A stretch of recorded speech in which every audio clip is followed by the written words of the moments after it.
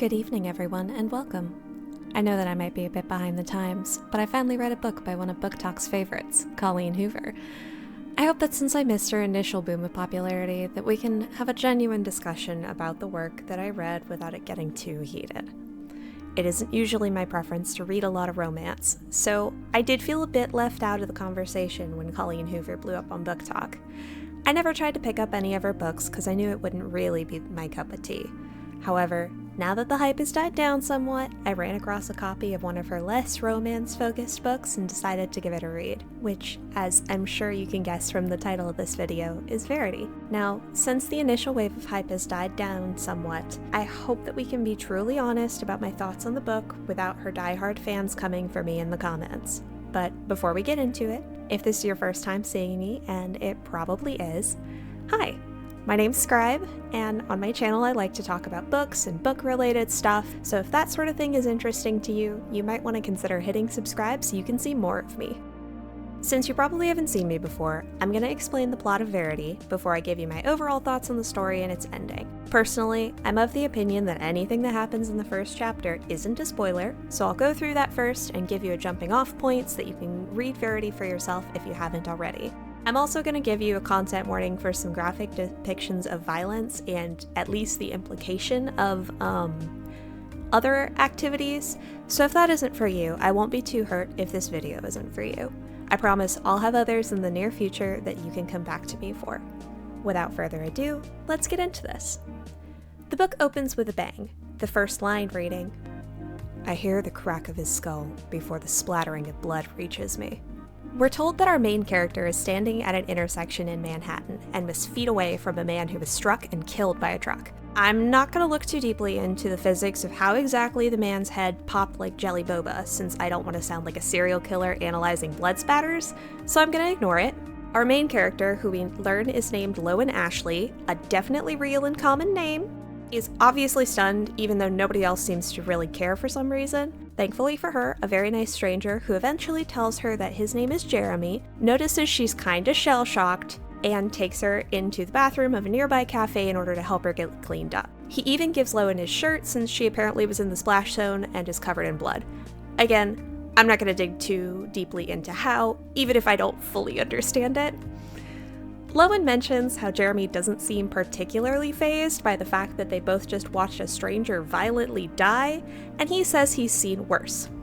For some reason, Lowen presses him about what he's seen that's, actually worse, and he tells her that his 8-year-old daughter drowned 5 months ago, and that he was the one who retrieved her body from the lake. In return, Lowen tells him that her mother died from cancer only a week ago. This is page 8. At this point, Jeremy makes sure that Lowen is okay before saying that he needs to get going to a meeting, and they go their separate ways. Lowen stops to give a statement to the police, and then leaves to go to meet with her editor at the publishing house across the street that she was trying to get to. Now, if you'd like to go ahead and read what happens for yourself, feel free to pause the video or jump off here because from this point on, we're going to be in spoiler town. Alright. For those of you who are still with me, in the next chapter, we learn that Lowen previously hooked up with her editor Corey, though they're now back to being strictly professional terms. This isn't super relevant to the main plot, but I feel like it's important to note that there's a weird tension between them with their every interaction. The reason that she's here today is because Corey set up a last-minute meeting at the publishing house that could potentially lead to her getting a job. Lowen is a writer who's currently struggling to make rent for her apartment, especially after spending so much time and money caring for her mother before she passed, and she doesn't really have any friends to speak of since she considers herself to be a loner. As Lowen is getting checked in by building security, she runs into Jeremy again, who of course is the person she's supposed to be meeting with. She also finally meets up with Corey, who assures Lowen that the meeting that he'd set up has the promise of giving her an extremely lucrative job, which is something that they both know she needs at the moment. As it turns out, the job is to finish a book series by the renowned Verity Crawford, who's unable to keep writing due to medical issues as a result of a car accident that she was in. Also, Jeremy is her husband. In order to complete the job, Lowen would be invited to stay at Verity's house for a few days in order to go through the notes in her office, since what plans she had for the series weren't well organized. Jeremy asks for a moment alone with Lowen, and he admits that he chose her to be the one to finish the series, specifically because she was one of Verity's favorite authors, which is apparently a huge compliment. Verity's a thriller author who's known for the way that she primarily writes from a villain's perspective, and he even encourages her to negotiate for more money, since they're willing to pay far more for her work than their initial offer let on.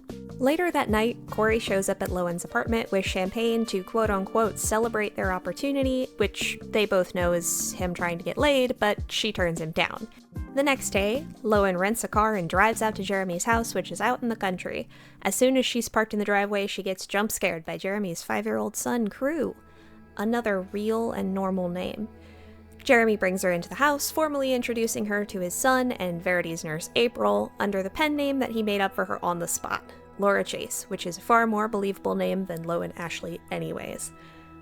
He shows her Verity's office, then lets her loose to start looking through her things, at which point she finds a manuscript for Verity's autobiography titled So Be It. Lowen decides that understanding Verity better might help her be able to write better, so she decides to read it, which is when things start to get interesting. From the very first chapter, the autobiography is spicy. It details how Verity met Jeremy at a party and nearly hooked up in the back of a stranger's limo, being inseparable ever since. She was Jeremy's whole world until, she says, she realized that there was one thing that he loved even more than her. Having read this, Lowen is rightfully embarrassed, feeling like she was digging through Verity's underwear drawer, so she decides to try and find a snack and get her mind out of the gutter. As if on cue, as soon as she leaves Verity's office, she hears the sound of a bed repeatedly creaking coming from Verity's bedroom, and immediately assumes the worst. Fortunately, Jeremy materializes and tells her it's just Verity's hospital bed that moves on a timer to alleviate pressure points. They both decide they're hungry and get to chatting over leftover pepperoni pizza. Lowen wonders if the manuscript might have been fake, so she casually asks Jeremy how he met Verity.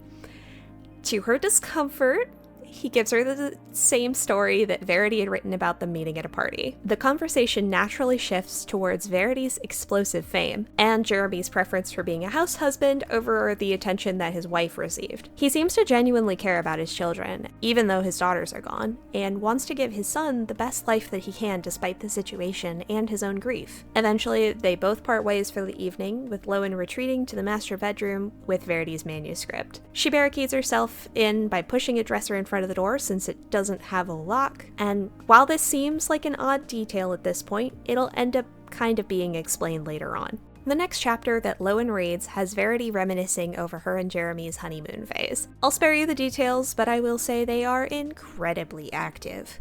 This phase of their relationship is why the headboard in the master bedroom has bite marks, and I'm not going to elaborate further. But by the time that they had officially moved in together, even Verity noted that they were really codependent. When they were briefly separated because of Jeremy's work, Verity wrote an entire novel with a character based on him, and once he came back, he found and read the entire manuscript and proposed to her as soon as he finished it, at which point Verity writes that things from then on will take a very dark turn.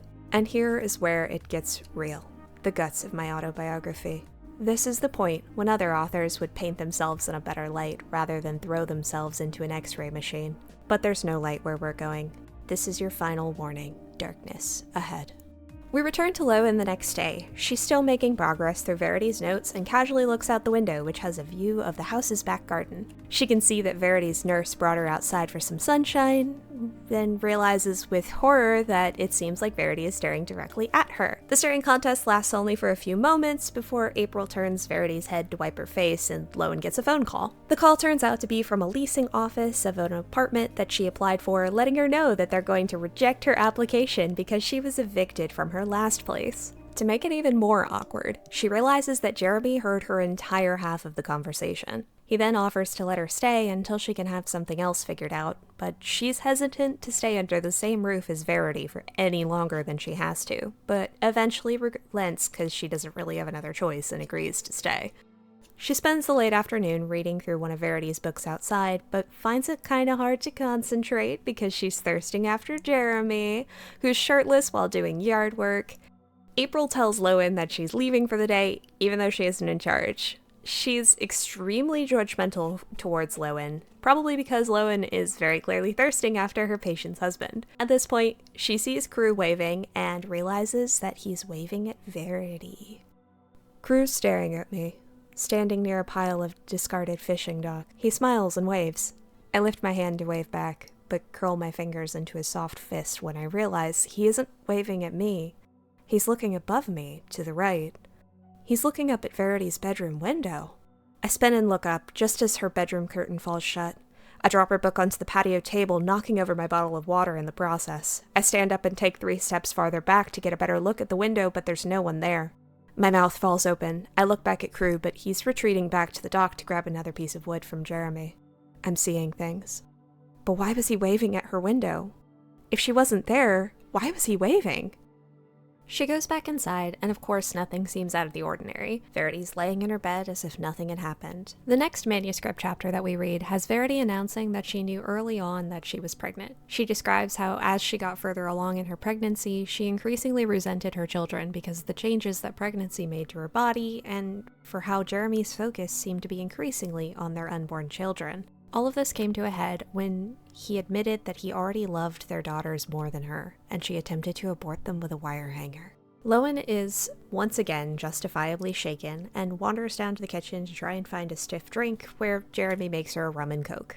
Over leftover chicken casserole, she asks him if there's a chance that Verity could ever make a full recovery. He tells her that the doctors don't believe that there's a chance she'll ever walk again, since she hasn't made progress so far. While they're talking, Crew comes to sit on his father's lap and play with his iPad. With this, Lowen has the realization that Verity probably wouldn't have agreed to have more children if she hated her daughters so much. Jeremy sends Crew off to bed, and Lowen takes the opportunity to ask about his daughters, Chasten and Harper. Chasten had a scar on her face that Jeremy claims she was born with. She also had a severe peanut allergy, which was the cause of her death. Jeremy asks about the scar that Lowen has on her hand, which causes her to go on the defensive. She tells the reader that she got it as a result of a sleepwalking episode. She's apparently sleepwalked since she was a child, and during one particularly strange incident, she actually broke her wrist while asleep. That incident was why her mother always seemed to be afraid of her, and why their relationship was strained. It's also why she requested to have a lock on the inside of the bedroom door, because her therapist had told her a long time ago that it would limit how much she was able to get around. Lowen takes a break from reading Verity's manuscript after this. The publisher makes a press release announcing that she would be the one co-authoring the remainder of Verity's series, which is received fairly negatively by her fans. She and Jeremy go out to get groceries, and in the brief minutes that she wanders off to get some things for herself, she catches up to Jeremy to see that for some reason he's a MILF magnet and has 2 of Verity's friends talking to him. They seem mad that Lowen is there with him, clearly assuming the worst, but otherwise don't really do anything. Lowen decides that she needs to take a Xanax because she hasn't had one in a few days, when she hears a scream coming from Verity's room. She goes to check and finds that Crew has cut open his hand with a knife that he claims Verity doesn't want him to touch. However, when Jeremy comes to help get Crew cleaned up, he tells his father that he just fell off of Verity's bed. Lowen goes back into Verity's room to look for the knife, except now there isn't anything there. At this point, Lowen starts to wonder if she might be losing it and decides to read more of the manuscript, because that's clearly helping her. The next chapter describes how despite Verity's multiple attempts, both of her daughters were born healthy. Even from the first moment, she continues to be jealous of how much Jeremy clearly loves them, but it doesn't go that much deeper.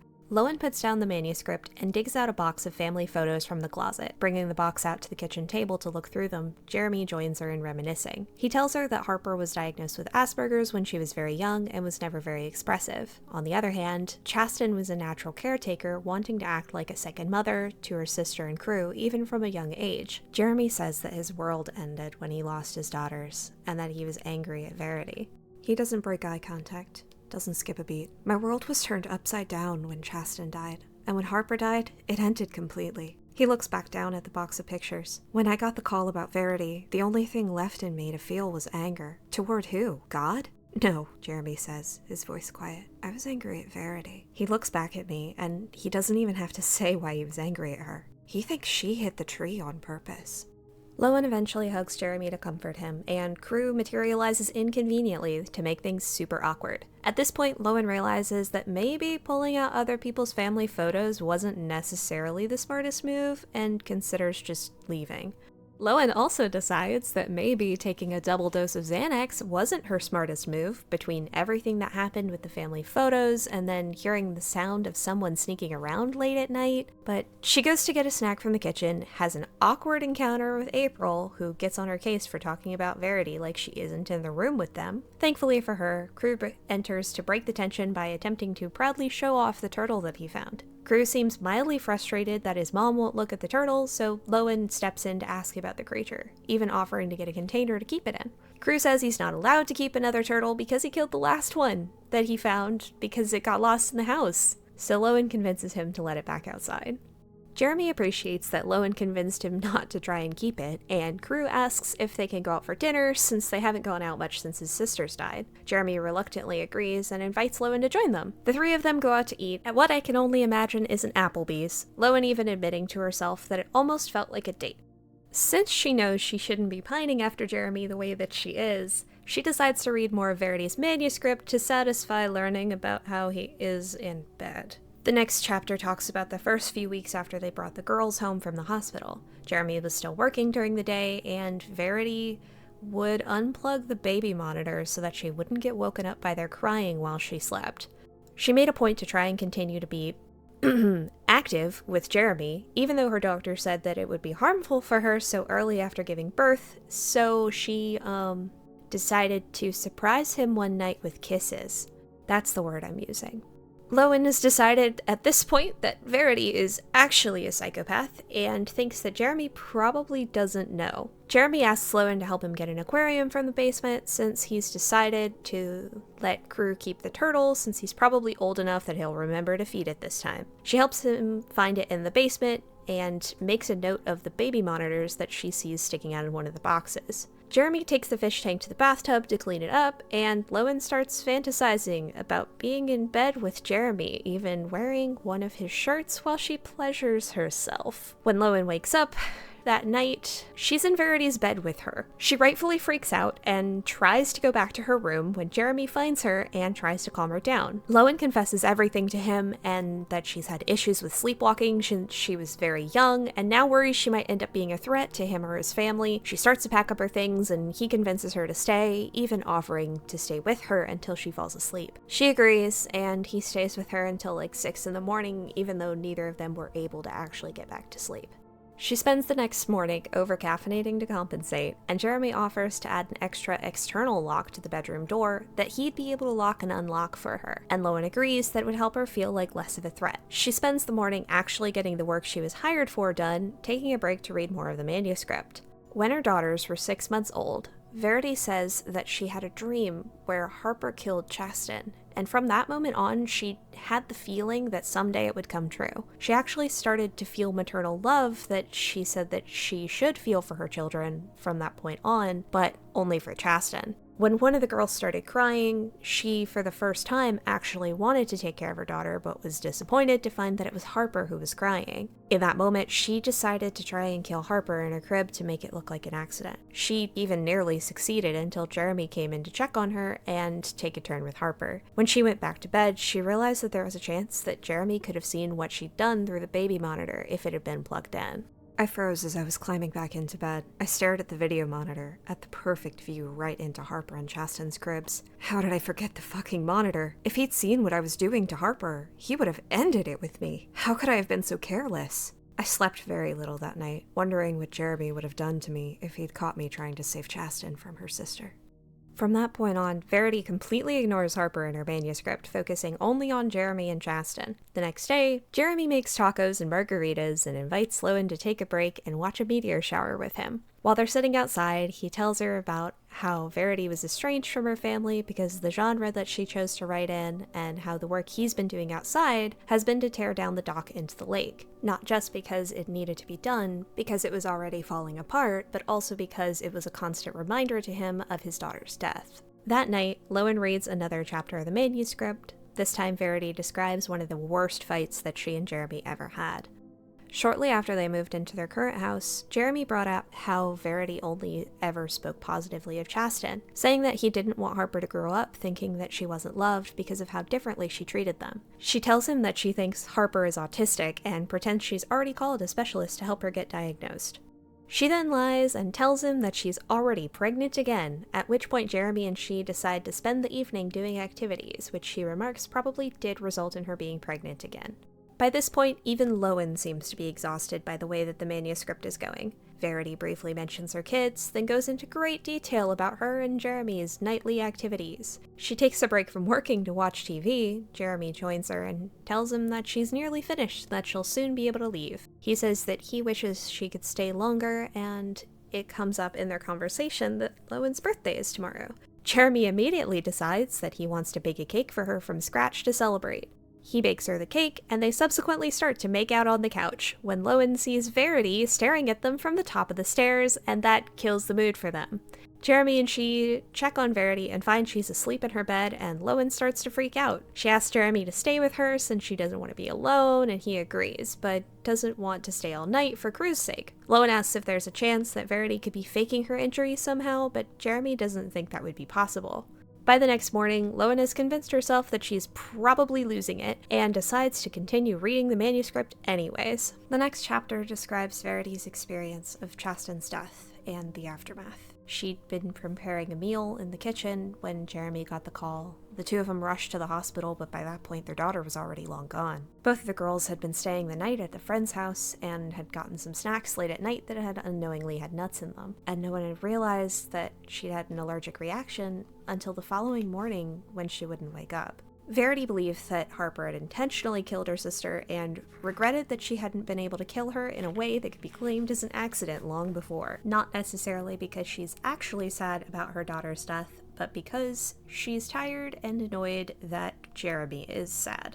Part of me felt responsible. Had I just tried choking her again as an infant, or leaving an open bottle of bleach near her as a toddler, or ramming the passenger side of my car into a tree while she was unbuckled with the airbag turned off. All of it could have been avoided. So many potential accidents I could have staged. Should have staged. Had I stopped Harper before she acted, we would still have Chasten. And then maybe Jeremy wouldn't be so fucking sad all the time. Lowen continues to wonder if it might somehow be possible that Verity is faking the severity of her injury, and tries a few times to make her flinch since she's sitting out in the living room. First by throwing things directly in front of her, then by saying some truly vile things to her about how much she looks forward to taking Jeremy away from her. The only thing she manages to do is make Verity pee her pants, which only serves to make Lowen sorry for Jeremy since he ends up being the one taking care of her. Once Jeremy finally joins her for dinner, Lowen brings up the idea of putting Verity into a full-time care home so that he can have some time to himself. She asks Jeremy what he actually wants, and at which point he finally acknowledges his interest in Lowen, and they have a long night filled with activities. The two spend the night together, and in the morning when Jeremy tries to leave, he's horrified to find that the lock on the outside of the bedroom door has been locked. He manages to get out through a window and unlock the door from the outside moments before their escapades are discovered by either Crew or the arrival of April. This seems to convince Jeremy that something is going on with Verity.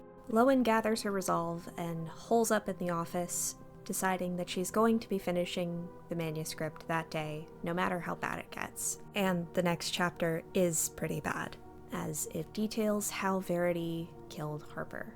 Verity resented that Harper, who was previously diagnosed with Asperger's, was not openly emotionally distraught over the death of her sister.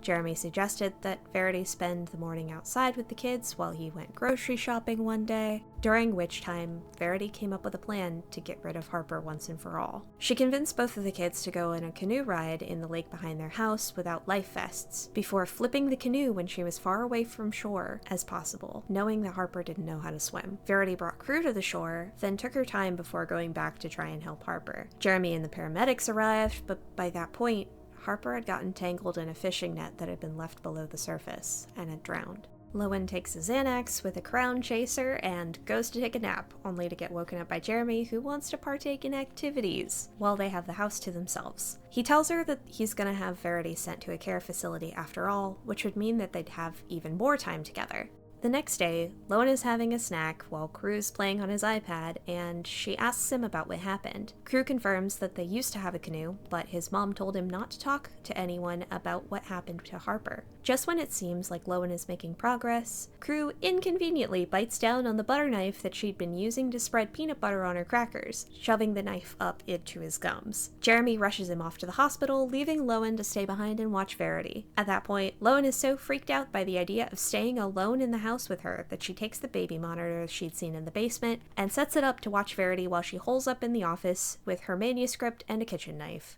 The last chapter is about the investigation into Harper's death. Verity was interrogated multiple times by the police, but was thought to be telling the truth about all of it being an accident, only for Jeremy to reveal that Cru had told him that Verity had told Cru to hold his breath moments before she tipped the canoe over. At that point, Verity's house of cards came tumbling down. That's the moment I knew it was over. That's the moment he knew it was over.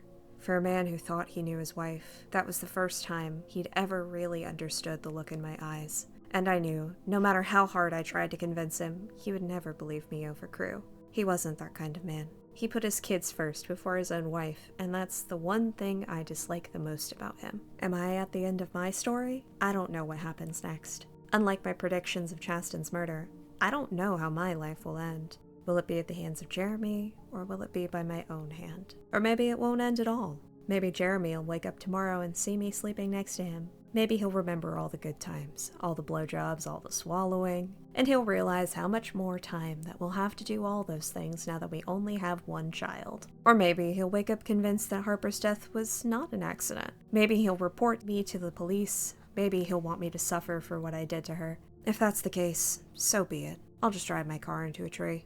Jeremy returns with Cru just as Lowen is finishing up the chapter, now armed with the realization that Jeremy likely suspected that at least Harper's death wasn't an accident. He tells her that Cru ended up needing 6 stitches and puts him to bed before heading off to take a shower. Lowen makes herself a cup of coffee and returns to the office, where she can see Verity moving on the baby monitor. In her surprise, she cries out for Jeremy and fumbles her phone before she can take a photo of Verity out of bed. When Jeremy gets to her, she tries to plead her case about what she saw, but after everything that's happened, he has finally had enough. He starts handing her all of her things and telling her to leave, and as a last resort, Lowen reveals the manuscript she found and tells Jeremy to read it. Jeremy reads the manuscript, and now that he's finally been convinced, he goes with Lowen to confront Verity. He threatens to turn over the manuscript to the police, at which point Verity finally drops the act. Jeremy immediately attacks and tries to kill her, Lowen convincing him to at least make it all look like an accident. He agrees and carries out the act by making her choke on her own vomit like Verity once tried to do to Harper as a baby, and they both agree to never speak of the incident again and pretend that Verity died in her sleep. 7 months later, Lowen and Jeremy are finally together, her manuscripts were approved by her publisher, and she's expecting a child with him. They made the decision to take Verity's life insurance money, sell the house, and move away to get a fresh start in another state. While they're doing their last walkthrough of the house before they leave, Cru reveals a hiding place under the floorboards in Verity's bedroom where he used to keep drawings that he gave to his mom. Lowen searches the hiding place to find not just the drawings, but also the knife that had once gone missing,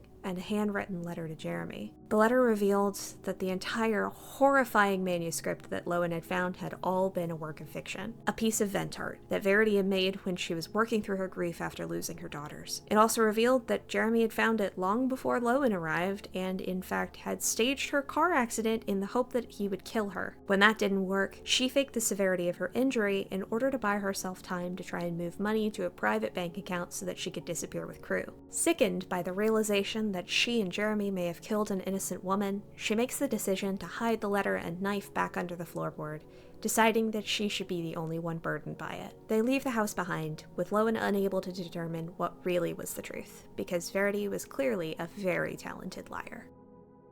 I'm not going to go into a detailed breakdown of the moments in this book that really pushed my suspension of disbelief, like the opening scene where the pedestrian becomes popping boba, but I do want to acknowledge that moments like that were clearly present solely for shock value. I mean, it did its job, I was shocked, but I'm not completely convinced that this reality-breaking moment was completely necessary for the story. Honestly, it may have even been more effective without it, especially since it was barely even mentioned again after the first chapter. I think we also need to acknowledge that as a writer, it can be difficult to venture outside of your usual genre. Colleen Hoover is a romance writer primarily, and that shone through in Verity, despite it being more of a mystery thriller. Lowen's sexcapades somehow got brought up in nearly every chapter, which doesn't really align with her self-characterization as a loner, in my opinion, but it does align with Hoover's usual focus on romance. Because of that, I find it really hard to judge too harshly for the book being solidly mid when it was so clearly outside of her norm.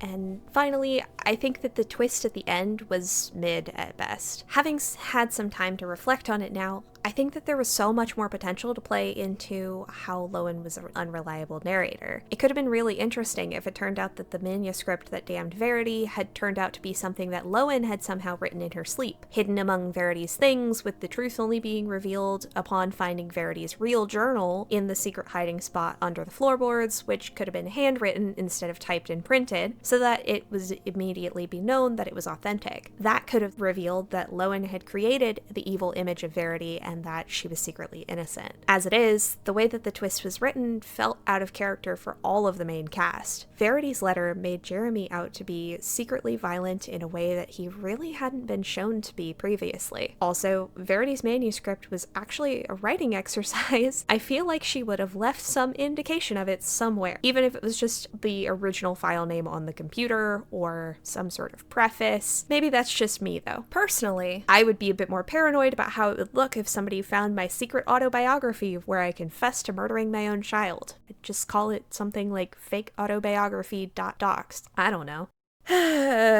Overall, though, I didn't really hate Verity. As I said before, it was solidly okay, and if you really enjoyed it, then that's fine. I knew this book was likely not going to be my cup of tea when I went into it, and I was right. I'm glad I finally read something by Colleen Hoover so that I can finally be included in whatever Book Talk was on about, though I know I won't be picking up one of her novels again. With all of that being said, if you made it this far in, thank you so much for watching. What did you guys think of Verity? Have you read any books by Colleen Hoover that you liked better than this one? Do you have any recommendations for future books you'd like to hear me talk about? Let me know down in the comments. And as always, stay curious.